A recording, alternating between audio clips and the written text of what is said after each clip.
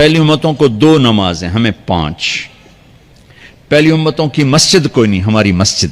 پہلی امتوں کی اذان کوئی نہیں، ہمیں اذان ملی.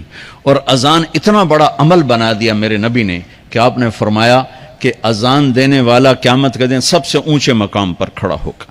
حضرت علی فرمایا کرتے تھے کاش میں اللہ کے نبی سے حسن حسین کے لیے مسجد نبوی کی اذان مانگ لیتا. یہ حضرت علی فرمایا کرتے تھے.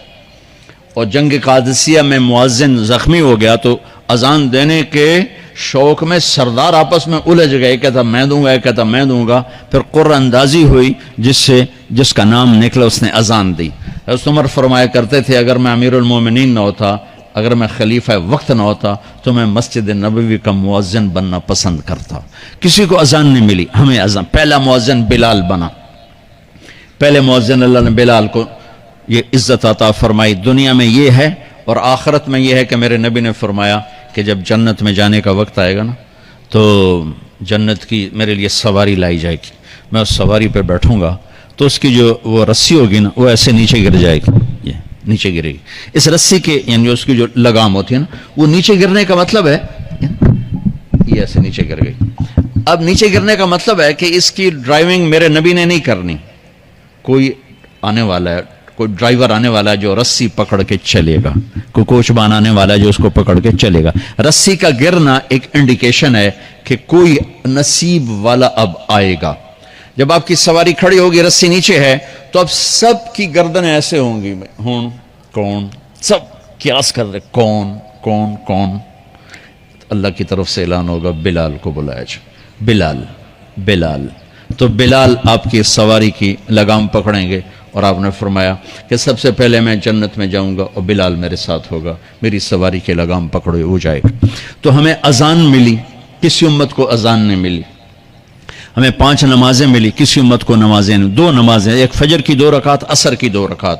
باجماعت نہیں، ان کو اپنی کتاب یاد نہیں، ہمیں قرآن یاد ہے. میرے مدرسے میں ایک بچہ اب ماشاءاللہ امریکہ میں وہ پڑھا رہا ہے، اس نے 30 دن میں قرآن یاد کیا. صبح یاد کرتا تھا، شام کو تراویح میں سناتا تھا. میرے مدرسے کا بچہ ہے، صبح بیٹھ کے مغرب تک پورا ہے سپارہ یاد کر کے اور عشاء کو تراویح میں سنا دیتا تھا. اللہ نے میں ایسا قرآن دے دیا کہ 1 مہینے میں بھی یاد ہو جاتا ہے.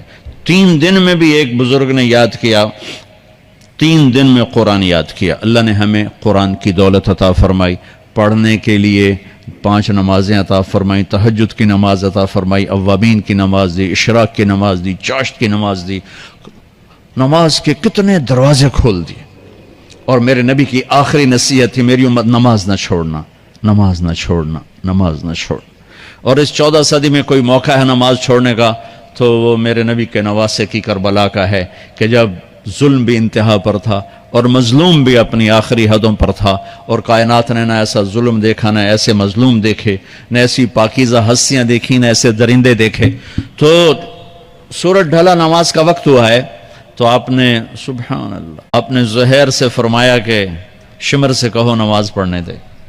نماز پڑھنی ہے، امت کو پیغام دینا ہے کہ یہ کسی حال میں چھوڑنے کا کام نہیں ہے. تو انہوں نے آگے بڑھ کے شمر سے کہا نماز پڑھنے دو. انہوں نے کہا نہیں، نماز نہیں پڑھنے دیں گے، ہماری تلوار چلے گی. انہوں نے واپس آ کر کہا جی وہ کہہ رہے ہیں ہم جنگ نہیں روکیں گے، تلوار چلے گی.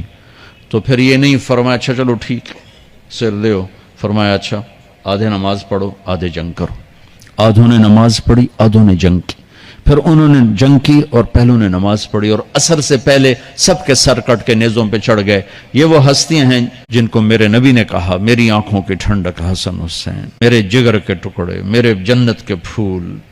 پتہ نہیں کیا کیا تشبیہات دی ہیں میرے نبی نے. اور جنت کے نوجوانوں کے سردار حسن اور حسین. اور پھر نماز نہیں چھوڑی. ان کو جنت کی بشارت تو ماں کے دودھ پیتے مل گئی تھی، کربلا کی وجہ سے نہیں ملی سرداری. ان کو تو ان کے سر کا صحرا ہے الگ. ان کو سرداری جنت کے ملی ماں کا دودھ پیتے ہوئے کہ جنت کے نوجوانوں کے سردار ہیں حسن اور حسین. نماز نہیں چھوڑی.